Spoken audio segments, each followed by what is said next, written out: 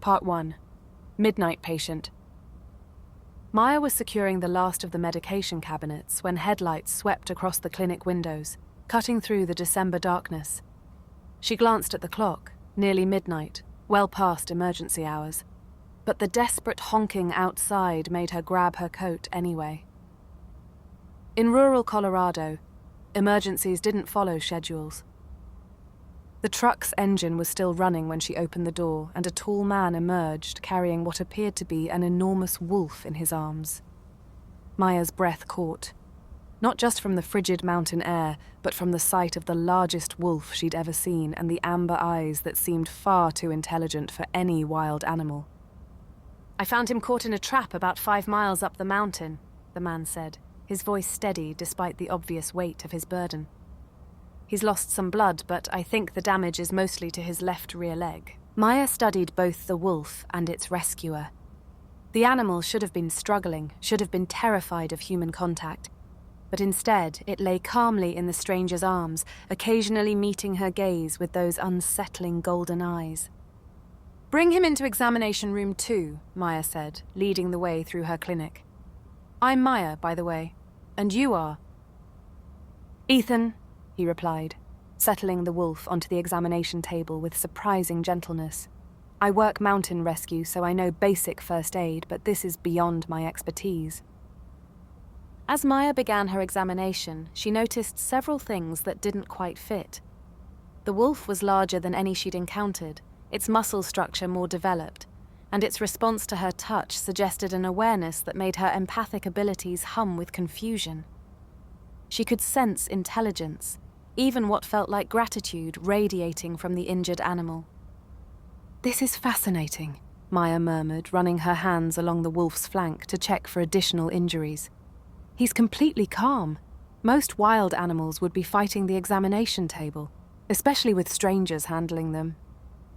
Ethan watched her work with an intensity that made Maya self-conscious. "You seem to have a natural way with animals. He trusts you immediately." "I've always had an unusual connection with wildlife," Maya admitted, beginning to clean the trap wounds on the wolf's leg. "Sometimes, I feel like I can sense what they're thinking, what they need. It sounds ridiculous when I say it out loud." "It doesn't sound ridiculous at all," Ethan said quietly. "Some people have gifts that can't be explained through textbooks." The wolf's eyes moved between Maya and Ethan during the conversation, following their words with an alertness that made Maya's skin prickle. When she began suturing the deepest lacerations, the animal remained perfectly still, as if it understood the necessity of the procedure. "These are clean wounds," Maya observed. "Whatever trap he encountered, it wasn't designed for wolves this size. The spacing is all wrong." Ethan's expression tightened slightly. "Illegal traps. Some people don't care what they catch as long as they're catching something." Maya finished the sutures and applied antibiotic ointment, noting how the wolf seemed to relax under her ministrations. "He'll need to stay overnight for observation. Head trauma from traps can be delayed, and I want to monitor his pain levels." "That's not possible," Ethan said immediately, his protective instincts flaring. "He needs to return to his territory tonight." "Mr. Ethan, this animal has significant injuries that require professional monitoring. Moving him too soon could cause complications." Maya watched as internal conflict played across Ethan's features. He looked at the wolf, then back at her, clearly weighing options she couldn't understand. "What if I stayed with him?" Ethan asked finally. "Monitored him myself and called you if there were any changes." "That's not how veterinary medicine works," Maya replied, though something in Ethan's desperation made her reconsider. "Unless you have experience with trauma care." "More than you might expect," Ethan said, "and he'll be calmer in familiar surroundings." Maya found herself agreeing against her better professional judgment. There was something about the connection between man and wolf that suggested Ethan wasn't just a good Samaritan who'd found an injured animal.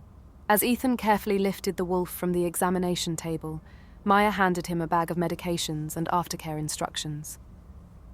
"Pain management every 6 hours. Keep the wounds clean and dry, and call me immediately if there are any signs of infection or behavioral changes."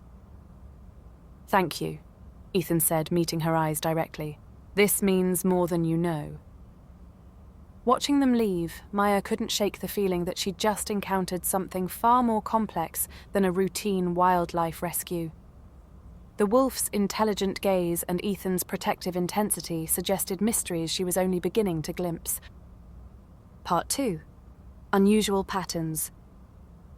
3 weeks later, Ethan returned to Maya's clinic carrying a different wolf, this one with infected bite wounds that suggested pack conflict. Maya was beginning to recognize a pattern in his rescue cases, though she couldn't quite identify what made them unusual beyond their remarkable size and intelligence. "Another trap victim?" Maya asked, though she suspected the answer would be more complicated. "Territorial dispute," Ethan replied, settling the grey wolf onto the examination table. "Sometimes animals fight over resources during harsh winters." Maya began her examination, noting the wolf's calm acceptance of her touch and the way it seemed to communicate with Ethan through subtle glances and body language. Her empathic abilities picked up emotional signals that felt almost human in their complexity: fear, gratitude, and what she could only describe as respect for both her and Ethan. "These bite patterns are from another large predator," Maya observed, cleaning the wounds. "Another wolf, probably. The puncture depth suggests exceptional jaw strength." "Alphas can be territorial," Ethan said carefully. "You seem to encounter a lot of wolf-related emergencies for a mountain rescue worker," Maya commented, applying antiseptic to the deeper wounds. "Most wildlife officers go months without seeing one wolf, let alone multiple cases." Ethan's hesitation was brief but noticeable. "I spend more time in the wilderness than most people. I know their territory patterns where conflicts are likely to occur." Over the following hour, Maya found herself drawn into conversation with Ethan about wildlife behavior, pack dynamics, and the challenges of coexistence between human development and natural habitats. His knowledge was extensive and deeply personal, suggesting years of close observation rather than textbook learning. "You talk about wolves like you understand their social structures intimately," Maya said, beginning sutures on the worst of the bite wounds. "I've spent a lot of time watching them," Ethan replied. "They're more complex than most people realize. Pack bonds, hierarchy, territorial responsibility, it's sophisticated social organization. And loyalty," Maya added, feeling the wolf's gratitude as she worked. "This one trusts you completely. That level of connection doesn't develop from casual wildlife encounters." Ethan watched her work with growing fascination. "You really can sense their emotions, can't you? It's not just veterinary training." Maya paused in her suturing, surprised by his direct observation. "Most people think I'm imagining things when I mention animal empathy. You're the first person who's treated it like a legitimate ability." "Because it is legitimate," Ethan said simply. "Some gifts can't be measured in laboratories, but that doesn't make them less real."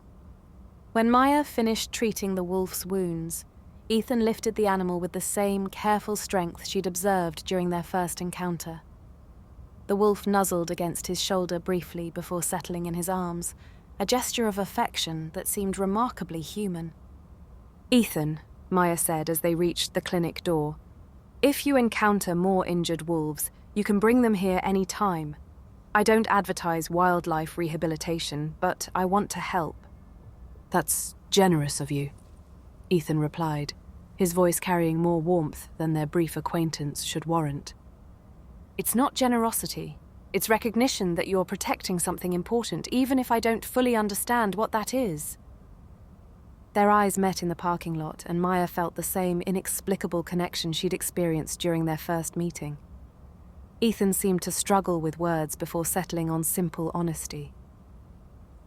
"Maya, would you be interested in having dinner sometime? Away from emergency veterinary situations, I mean." The invitation surprised her with its appeal. "I'd like that very much." "Tomorrow night, there's a place in town that makes excellent elk steaks." "Perfect," Maya said, wondering why she felt like this dinner invitation was more significant than casual dating. As Ethan drove away with his mysterious patient, Maya remained in the parking lot, watching taillights disappear into the mountain darkness. Her empathic abilities hummed with residual energy from both the wolf and its protector, suggesting connections and secrets she was only beginning to sense. For the first time in years, Maya found herself genuinely curious about another person. Not just their animal emergencies, but the man who spoke about wolves with such intimate understanding and looked at her as if her unusual gifts were treasures rather than oddities. Part 3. Deepening bonds. Their dinner led to regular coffee meetings, which evolved into weekend hiking excursions where Ethan showed Maya remote areas of the national forest she'd never explored. During a particularly challenging hike to a secluded alpine lake, Maya began to understand the depth of Ethan's connection to the wilderness. "This is pack territory," Ethan said, settling beside her on a granite boulder overlooking the frozen lake. "The wolves you've been treating, they live in this valley." Maya studied the pristine landscape, noting signs of wildlife activity that most hikers would miss. "It's beautiful here, isolated enough that they wouldn't encounter humans very often." "That's the point," Ethan replied. "They need space to live according to their own nature without interference or judgment." "You sound like you're speaking from personal experience," Maya observed, "as if you understand what it means to need that kind of freedom." Ethan turned to study her profile, his amber eyes reflecting the winter sunlight. "What about you? Do you ever feel like you need space to be yourself without explaining or justifying who you are?" Maya considered the question seriously. "Every day. My empathic abilities make people uncomfortable when they realize I'm sensing things they haven't verbalized. I've learned to downplay the gift to fit in better." "That must be lonely," Ethan said softly. "Incredibly lonely," Maya admitted. "Until recently, I thought I was the only person who experienced emotions from animals as clearly as conversations. But you seem to understand that connection naturally." Their conversation was interrupted by movement in the tree line, several large shapes moving through the forest with purposeful coordination. Maya's empathic abilities immediately picked up complex emotional signals, curiosity, protectiveness, and what felt like pack assessment of the humans in their territory. "Wolves," Maya whispered, though the animals moving through the shadows seemed larger and more organized than any wild pack she'd studied. Ethan stood slowly, positioning himself slightly in front of Maya while making no threatening movements. "They're just checking on their territory. We're not a threat." The lead wolf emerged into the clearing, a magnificent animal with silver-grey fur and intelligent amber eyes that seemed eerily familiar. When it looked directly at Maya, she felt a shock of recognition that had nothing to do with previous veterinary encounters. "Ethan," Maya said quietly, "that wolf is evaluating me, not as a potential threat, but as if it's trying to determine whether I belong here." "What do you sense from them?" Ethan asked, his voice carrying tension Maya couldn't identify. "Intelligence beyond anything I've encountered in wild animals. Social organization that feels almost human in its complexity and—" Maya paused, struggling to interpret the emotional signals. "They're connected to you somehow. This isn't just territorial awareness." The lead wolf approached closer, stopping just outside normal comfort distance for wild animals. Maya felt compelled to extend her hand, letting the massive creature catch her scent while maintaining eye contact that should have been threatening but instead felt like communication. "He's beautiful," Maya murmured, sensing acceptance and curiosity from the wolf. "They all are. But they're not entirely wild, are they?" Ethan's silence stretched long enough to become an answer. When Maya looked at him, she saw internal conflict warring with growing trust. "Maya," Ethan said finally, "there are things about me, about this place, that I haven't been able to explain. Not because I don't trust you, but because the truth is complicated in ways that could change everything between us." "What kind of truth?" Maya asked, though her empathic abilities were already providing disturbing answers. "The kind that means I'm not entirely human," Ethan replied, his voice barely above a whisper. Before Maya could respond, the lead wolf moved closer to Ethan, and she watched in fascination as man and animal seemed to communicate through subtle gestures and expressions that suggested a connection deeper than training or familiarity. "You're part of this pack," Maya said, the realization hitting her with sudden clarity. Not their caretaker or protector, you're actually part of their family structure.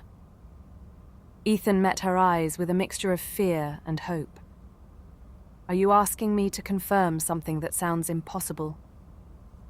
Maya looked around the clearing at the wolves, watching their conversation with obvious intelligence, then back at the man whose amber eyes exactly matched those of the pack leader.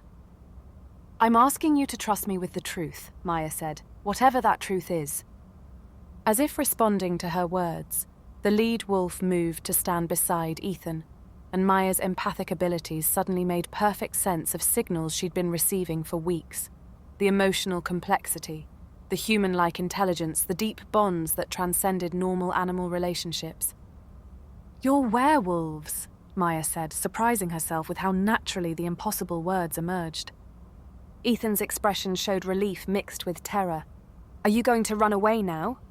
Maya considered the question seriously, studying Ethan's face and sensing the vulnerability beneath his protective exterior. No, she said finally. I'm going to ask if this explains why my empathic abilities respond so strongly to your pack and whether you need more veterinary care than you've been requesting. Part 4. Dangerous Revelations. The gunshots echoed through the valley at dawn, shattering the peaceful morning Maya had been spending at Ethan's hidden cabin. She jolted awake to find him already dressed and moving with predatory urgency that confirmed everything she'd learned about his dual nature. Hunters, Ethan said grimly, pulling on boots and grabbing a heavy jacket. They're not supposed to be in this area, but enforcement is difficult in weather like this. Maya looked out the cabin window at the heavy snowfall that had been continuing for 2 days. Are your pack members safe? I don't know, Ethan replied, his worry evident. Some of them were hunting when the storm hit, if they're caught in wolf form by armed humans. Another series of gunshots, closer this time, made both of them freeze. Maya's empathic abilities picked up distant signals of pain and fear that made her stomach clench with anxiety. Someone's been hit, Maya said, grabbing her emergency veterinary kit. I can sense injury and panic from that direction. Ethan's expression showed the internal conflict she'd come to recognize, his desire to protect his pack warring with his need to keep Maya safe from dangers she didn't fully understand. Maya, if we encounter hunters, you cannot reveal what you know about us. Your safety and our survival depend on maintaining the secret. I understand, Maya replied, though she wondered if she truly comprehended the full scope of what she was promising. They hiked through deep snow toward the sounds of distress, Maya following Ethan's confident navigation through terrain that looked identical in all directions. When they reached a clearing near the valley's edge, they found 2 men in hunting gear standing over a large grey wolf that was bleeding heavily from a shoulder wound. Biggest damn wolf I've ever seen, one hunter was saying to his companion. This hide will look perfect in the den. Maya felt rage surge through her as she recognized the injured wolf as one of Ethan's pack members, a younger male she'd treated for minor injuries several weeks earlier. The animal was conscious but weakening from blood loss, its amber eyes showing pain and resignation. Excuse me, Ethan called out, approaching the hunters with forced casualness. Is everything all right? We heard gunshots. Just bagged ourselves a trophy wolf, the first hunter replied proudly. Been tracking this one for hours. He's a fighter, I'll give him that. Maya watched Ethan struggle to maintain human composure while watching his pack member suffer. She could sense the wolf's desperate hope as it recognized both of them, along with growing panic as its strength ebbed. That's a beautiful animal, Maya said, moving closer to assess the wound. Are you planning to take it to a taxidermist immediately? Blood loss can affect hide quality if it's not processed quickly. The hunters exchanged glances, clearly not expecting to encounter other people in such remote territory during a blizzard. Who are you folks? This is pretty far from any marked trails. I'm a veterinarian, Maya replied, thinking quickly. We were hiking to collect snow samples for a research project when we heard the shots. I'm curious about the wound pattern. That's an unusual injury for a single shot. As she spoke, Maya knelt beside the wolf and began surreptitiously assessing its condition. The shoulder wound was serious but not immediately fatal, though continued blood loss would be dangerous without treatment. The animal is still alive, Maya observed, her voice carefully neutral. Are you planning to finish it, or would you prefer to let it die naturally? Sometimes hunters have preferences about final processing. Ethan understood her strategy immediately. Some people think the meat tastes better if the animal dies without additional stress, he added, though that's mostly superstition. While the hunters debated their approach, Maya made eye contact with the injured wolf and felt a surge of communication that transcended species barriers. The animal's intelligence was evident, as it seemed to understand that she and Ethan were there to help, despite the presence of its attackers. Actually, Maya said, standing and addressing the hunters directly, I should mention that this area is currently under wildlife disease surveillance. We've had reports of a neurological condition affecting local wolf populations, and the State Veterinary Office has asked us to collect samples from any wolves encountered in this region. The lie came naturally, supported by her professional credentials and confident delivery. If you're planning to transport this animal or process the meat, you'll need to coordinate with the State Health Department for mandatory testing. Both hunters immediately looked concerned. Disease? What kind of disease? Potentially transmissible neurological symptoms, Maya replied gravely. Similar to chronic wasting disease in deer populations. The incubation period in humans is unknown, but state officials are taking precautions seriously. Within minutes, the hunters decided they wanted nothing to do with potentially diseased wildlife and left the clearing, abandoning their wounded prize. As soon as they disappeared into the forest, Maya dropped to her knees beside the injured wolf and began emergency treatment. This is going to hurt, she told the wolf quietly, but I need to stop the bleeding before we can move you. Ethan knelt beside her, placing a gentle hand on his pack member's head. Thank you, he said to Maya, his voice thick with emotion. You saved his life. We're not finished yet, Maya replied, working to stabilize the wound. Can you transform safely here, or do we need to get him back to pack territory first? He needs to stay in wolf form until we reach the caves, Ethan explained. Transformation while injured can cause complications. As Maya worked to save the young wolf's life, she realized she'd crossed a line that made retreat impossible. She was no longer just someone who knew about werewolves. She was someone actively protecting them, lying to humans to preserve their secrets and risking her own safety for their survival. The decision felt natural, even inevitable, as if her empathic abilities had been preparing her for this moment her entire life. Part 5. New pack bonds. 2 weeks after the hunting incident, Maya found herself welcomed into the pack's hidden valley as their unofficial healer and Ethan's chosen mate. The wounded young wolf, who introduced himself as Sage when in human form, had recovered completely under her care, cementing her acceptance among pack members who'd initially viewed her humanity with suspicion. The integration process is usually more complicated, Ethan explained as they walked through the cave system that served as pack headquarters during winter months. But your empathic abilities and medical skills make you uniquely valuable to our survival.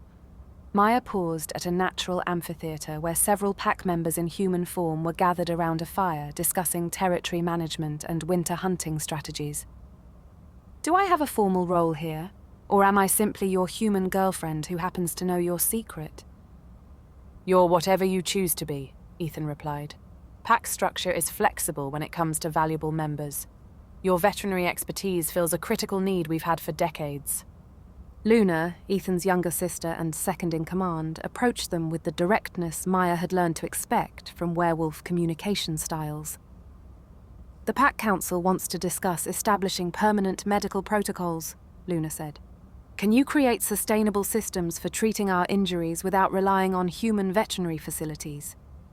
Maya considered the request seriously.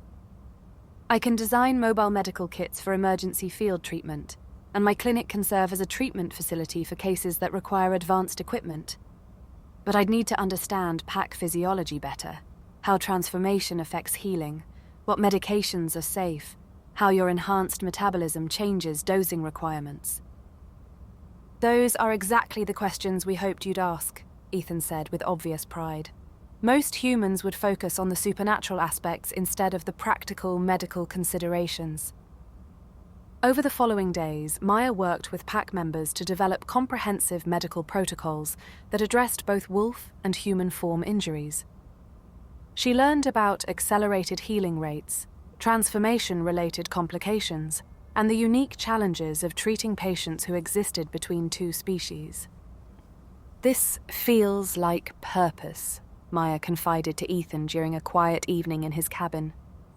"My empathic abilities, my veterinary training, even my isolation from normal human society, everything seems designed to prepare me for this role." "Do you regret the discovery?" Ethan asked, settling beside her near the fireplace. "Your life was simpler before you knew about us." Maya considered the question while watching flames dance in the hearth. "Simpler, but not better. I spent years feeling like I didn't quite fit anywhere, like my gifts were too strange for the normal world. Here, those same abilities make me essential to something meaningful." "And what about us?" Ethan asked, his voice carrying vulnerability that still surprised her. "How do you feel about building a relationship with someone who's not entirely human?" "I feel like I've found someone whose nature complements mine perfectly," Maya replied honestly. "Your protective instincts balance my healing impulses. Your pack loyalty mirrors my commitment to caring for vulnerable creatures. And your dual nature means you understand what it's like to have abilities that set you apart from ordinary humans." Ethan moved closer, taking her hands in his larger ones. "Maya, I love you. Not just for what you can do for the pack, but for who you are. Your compassion, your courage, your willingness to accept truths that would terrify most people. I love you too," Maya said, feeling the truth of it settle warmly in her chest.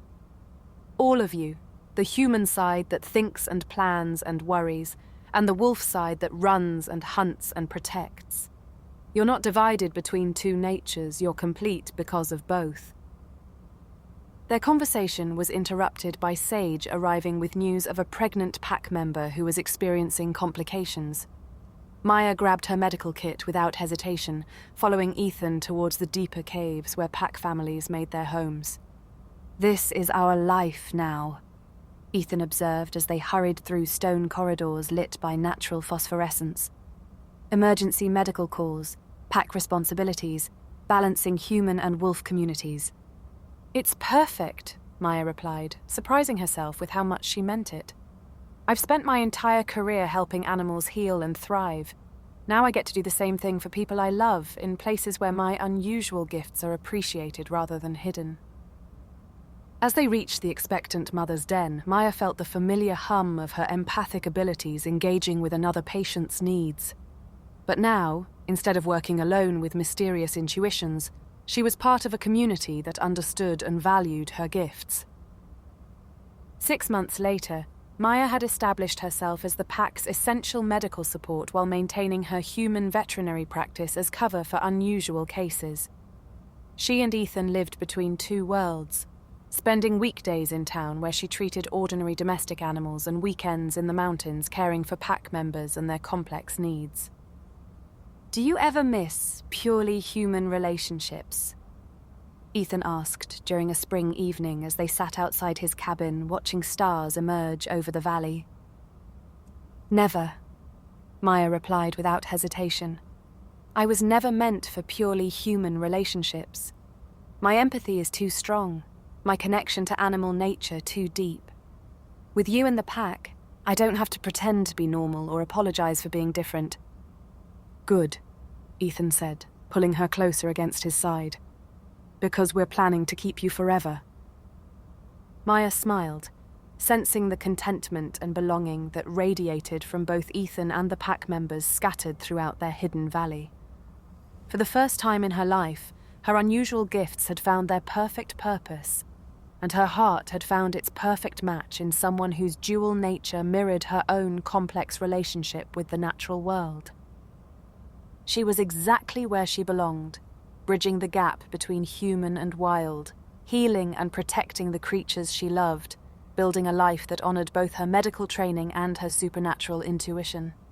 With Ethan, she'd discovered that the best relationships weren't between two ordinary people, but between two extraordinary souls who enhanced each other's unique gifts.